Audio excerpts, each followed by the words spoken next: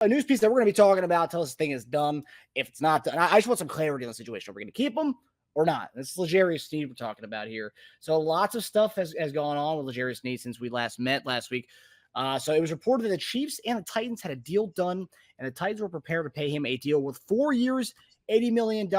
But Sneed rejected that and wants $22 million a year. He wants to be the highest paid cornerback in the league. He wants to reset the market. Carrington Harrison, in front of the show, reported that the Chiefs have not been offered a second-round pick for him, and that's talking the Colts and the Titans, both teams who are heavily interested in L'Jarius Sneed. Sneed wants to be the highest-paid DB. The Chiefs are fine with paying him, with him playing on the tag in Kansas City. But the one thing that's being noted by a lot of the teams out there are his medicals being concerning. And obviously, we're talking about his knee injury that he had all throughout the year last year, but it didn't hinder him, obviously, since he played so well. But, JD, what do you think of these reports about Sneed turning down big money from the Titans and that being the biggest holdup in all of this? Well, for one, it tells me that if you're somewhere within 1 or 2 million away from the Chiefs, he likes staying at home. He likes being with the Chiefs. He doesn't see any reason to go somewhere else to go play for another $2 million somewhere else, right? Or the 22 or 4 million, where he's like, look, if I've been out here balling, I've been playing, I hit the tag, take less money this year, ball out again, and then hit free agency and then hit somebody over the head, maybe, possibly, after that, after getting a three-peat, right? So he sees all the good things you can get with Kansas City, right? It's first off, it's home. You don't won Super Bowls here. You could actually get a three-peat while being a Kansas City Chief, get paid well, and then go on the free market next year and then kind of write your own ticket. That's the scenario, okay? As opposed to going somewhere, getting a long-term deal for the 22 to a team that is not, it's not going to sniff the Super Bowl, okay? Titans in Indianapolis they're not going to get there, all right? They have a lot of talent, a lot of questions they have to deal with, and just got rid of Derrick Henry, for one. In Indianapolis, they got rid of the wide receiver. Can't think his name, just escaped me just then.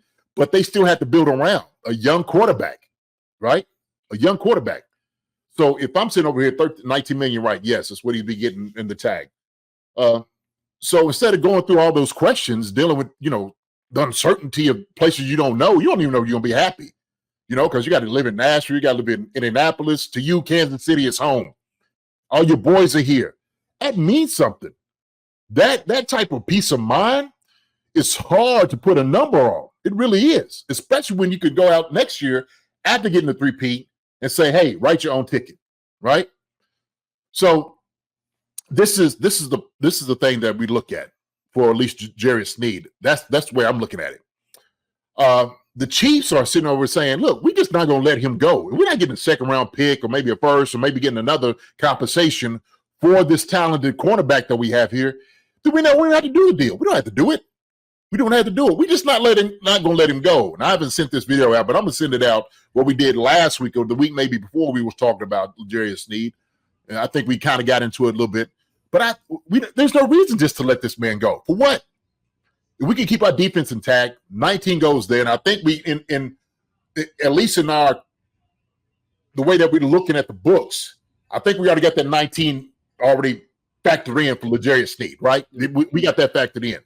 So we'll go get what we need on offense, namely the wide receivers, okay, things that we were a little deficient in. Go address our things that we need to do in the draft, okay? And then we'll just ball out, keep our defense the same. Why break up the band when you don't need to, right? I tell you, I've been watching. So I've been watching the Jackson 5, okay? All right? I've been watching the Jackson 5 last couple of days with my mother. We just kind of talking about the Jackson 5. So I didn't even know towards at some point, okay, it's a quick little story, that Jermaine Jackson decided to stay with Motown, okay, when they broke the contract with the Jackson 5, all right? So I'm sitting there thinking, well, why break up the band? Jackson 5 was tearing everything up, all right? That's Jackie, Tito, Jermaine, Marlon, and Mike. All right. Them suckers was shutting it all down. They were shutting it all down. Jermaine decides to stay with his father-in-law, which was Barry Gordy, with Motown. Okay, quick little story. All right, I'm just kind of, but Barry Gordy was the father, was his father-in-law. Yeah, his daughter. I didn't know it either. I didn't. I started doing some digging. I'm like, wow, because I started seeing in the videos, Jermaine wasn't there anymore, and so they have a younger brother named Randy. So they just put Randy in. It was Jackson 5. Randy was a little bit too young. My point being is this: if you have such a good group of guys, okay, a good defense, there's no reason to break it up. If you're number 1 or 2 in the league, top defense in the league, why break it up? Now, obviously, we'll get into a little bit more. There's some other ways you can get better, right? There's other ways you can improve, and you should. But one thing you don't want to do is regress or lose a guy that who was paramount in you winning your games. So that's what I think about this. That's where I'm at. My thing with this whole situation. So obviously, and apparently we had the deal done with Tennessee from our end with them. That we were going to take a 3rd round pick from them. That was it. The only holdup was Sneed not want to do that. So my question is, so he's 27 right now. So he goes to next year, and that's a question. Could he pull? Could he? He may not play on the tag. I mean, that could happen. We saw that with the whole Chris Jones thing at least week 1. I mean, could that happen? People already seeing his medicals as a negative thing when he goes out there and gets hurt. I mean, and also at 28, 29, no one's going to pay him 20. I mean, if teams are having hesitant now, are they going to pay him a year older that 22 or in the market? I mean, it just feels like it's a lot. I mean, I don't know. Just sure, you can jump from 27 to 29. Look, he could still go out and play and do a great job. Now, if he decide, I would advise against it. If I'm his team, his camp, I would advise him sitting out for that. For the simple fact, because you do have capable guys. Look, we have depth at that position. Okay, let's just be honest here. We do. All right, we got Jalen Watson, okay, and Joshua Williams. Right, and look, I looked at some of these numbers. Okay, PFF, had these guys rated in a lot of different ways. And when I'm going through here on the rankings of cornerbacks, okay, and I'm just looking at teams, look at them. This is PFF rankings. Joshua Williams was rated higher than L'Jarius Sneed. Now, obviously, you had a smaller sample size. He didn't play as many snaps as L'Jarius Sneed. But, when you start looking, they didn't even have L'Jarius Sneed as one of the top 10 corners in their rankings. Shoot, not even top 15. So if we're sitting over here looking at this, teams might be looking like, hey, man, look, Sneed is a good guy for you all. We don't want to overpay for a guy like this. Is he benefiting from a particular system? Could be. The teams evaluate saying, well, look, we don't run man as much as Spags does. Okay? We don't demand for our corners to be what Sneed is in y'all defense. So that is something that we need to understand. So Sneed was also second. Yeah, and sometimes, look, penalties will show up in the game. We've seen that, okay? Maybe at most in ill-opportune times that happen, they will show up. But I like it because he's aggressive. I like aggressive corners, all right? To me, I'd rather a guy take a chance as opposed to giving 6 up for a guy, right? But also, too, don't get somebody a first down when you don't need it. If it's 3rd and 20 and you sit over there hands him at the line of scrimmage, what are you doing? Just play defense, right?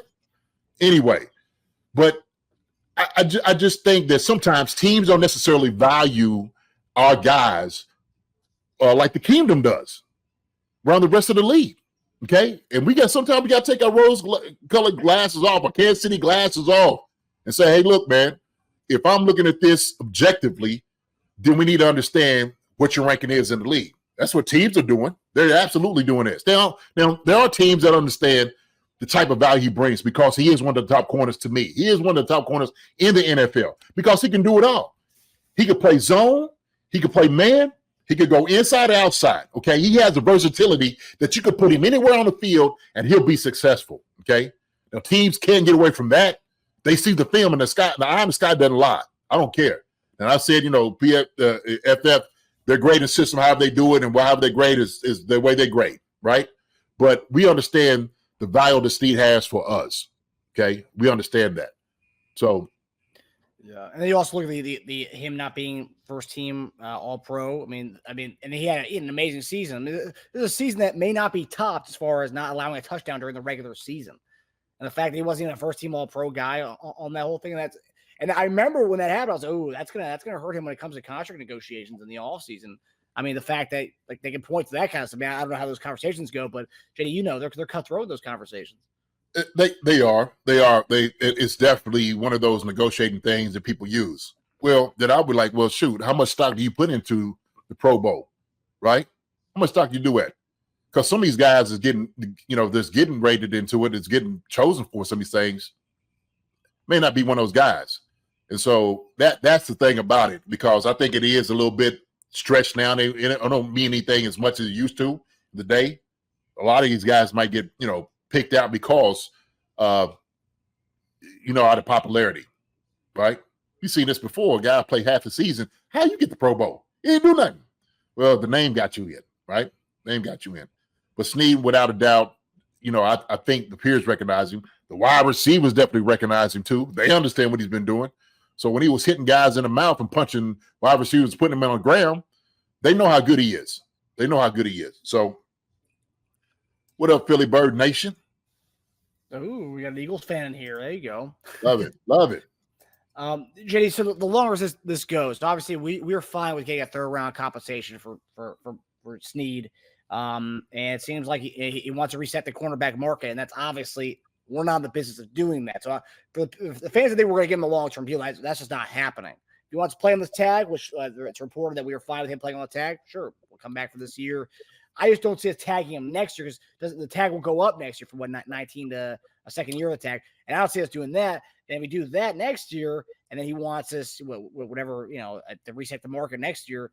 And then what happens at that point? We just tag him, and we're kind of sunk into that, whatever it is. And then we don't get anything in return for him because we're not going to tag him. We won't tag him the following year after that. So that's like, I don't know. I feel like something's got to give here. But my question is, the longer this goes, what is that? Does that mean you think he'll stay on the squad, or do you think he'll maybe come down on his demands on resetting the cornerback market? You talk about now. I mean, if he's not getting what he wants, okay, and it's got to be the right team for it. It's got to be the right fit. Compensation has to be right for the Chiefs. That's the only way it's going to happen. Like I said, we're just not going to give him up, okay? It's got to be able to work for him. He's got to find something that sounds good for him to go somewhere else, okay? And so that number has to be more on the side of like 24, maybe 25. 24, he's thinking, okay? So he's turning down 22. Shoot, you got to do a little bit more hard. It's got to be more guaranteed money into it. So I don't know. We don't know how the numbers are working. We just hearing it was 22. So we don't know what that looks like. Okay. So, but if his incentive is ball out again, win a three-peat, hopefully the Chiefs keep you. Okay. The Chiefs keep you. But this is something that they're looking at, man. This is the long game. This is, and the Chiefs don't mind playing it. Okay, they don't. But you got to give them something, and you got to give them something that's good. Third ain't gonna do it this year. Okay. Well, based on the report, it said we were fine with a third round pick. It's just that it's the Sneed contract hold, but that's what's being reported by Verrami and Carrington Harrison. So, I mean, I want a second round pick for him, but I mean, if I want second round too. Yeah, look, third round pick. Somehow, I know it's reports. There's a lot of reports going out. A lot of conversations. Look, the only one that really knows is the ones that's in the room. Yeah. The agents. So we could say it's all day. Oh yeah, we're just gonna give a third. I don't know if they was. So we'll see. Well, it's funny you say that because Verrami tweeted that yesterday because someone commented asking him a question about it, and Sneed quote tweeted and said, I have the tweet. He said, he deleted it soon after, but Sneed quote tweeted and said, "On my way to work, all my way to work out in the lies I see. And this is a quote tweeting what Verami said as saying those are accurate details to my knowledge. So, man, I'm trying to tell you, man, there's a lot of things out here. There's a lot of reports. So, we don't know who's talking. Shoot. Who knows talking? I know, especially this week with all the Schefter saying there was no deal. The Chiefs and Colts never talked. They report the next day saying the Chiefs and Colts have been talking. Diane Rossini said the Chiefs and Colts have been talking. So a lot. And the thing is, these sources and reporters are even arguing with each other, saying as far as who's getting the right source, who's getting the right news, and who's not. So it's actually funny to see the reporters argue with each other on whose source is right. I love seeing that. Well, welcome to the off season, folks. Welcome to off season. That's why, like, when I seriously, I turned off my phone, my notifications. It was Twitter was wearing me out, and I couldn't get no rest. I wanted to do things with people. I turned my notifications off. Like, man, let it be what it is. Shoot, I'm not worried. Chiefs gonna be fine either way it goes. Yep. Okay, they're gonna be fine either way it goes. Right. So. Yeah, we're breaking news last week. I mean, Hollywood Brown's liking our tweets because we're saying get the deal done, and there was like no information at that point of us even talking to him. It was just me saying let's get it done because I'm a big Hollywood Brown fan. I was going through my tweets from 2019, JD, when I was like when I was working in local news. I was like tweeting, I was like, Chiefs need to trade a second and third to get Hollywood Brown, trade up in the draft again. I was gonna put on like, hey, I'm glad we didn't do that deal. I know. Fast forward, we're paying him 1 year, $6.5 million. I mean, hey, yeah, we played the long game there. Yeah, no offense, but dang, God, taking a third for anybody is it's a lot. No, man, it's a lot. Go for Casey forever. I'm just wondering what is actually wrong with his knee. So that's the thing. Obviously, throughout training camp, they never actually expanded on what it was. Right? He was missing lots of practice during training camp this past year because of swelling in his knee. And apparently he missed a lot of practice throughout the entire season with that same swelling in his knee. And then there's no reports on what it is. It's just that's been what the sources are saying this offseason. Teams are kind of hesitant on him because of the knee injuries and the swelling. So that's what it is. And this guy's dishing out big money, JD. You know how it is. I mean, they're going through everything on you to try to figure out ways to not pay you as much, and for ways like, yeah, it's a bad investment. I'm not going to pay you a $4 million 4-year deal.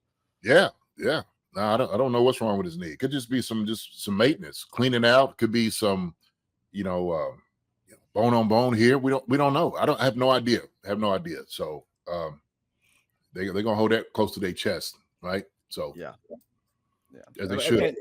We would, and so would Sneed's side too, because we want a second round pick for him, and he wants to get paid, reset that cornerback market. So both sides are going to be holding close to their vest, and of course the other side's going to be saying, "Hey, see, he's got a knee injury, so we'll pay you $18 a year." So. I think he went home and was eating mini crawfish, and the extra weight on the knee was killing him. Maybe, yeah. Crawfish, yeah. Louisiana food. Yep. Hi, everybody. Thanks for watching. Subscribe here to get the latest from the show. Also, be sure to check out the best clips from Chief Concerns.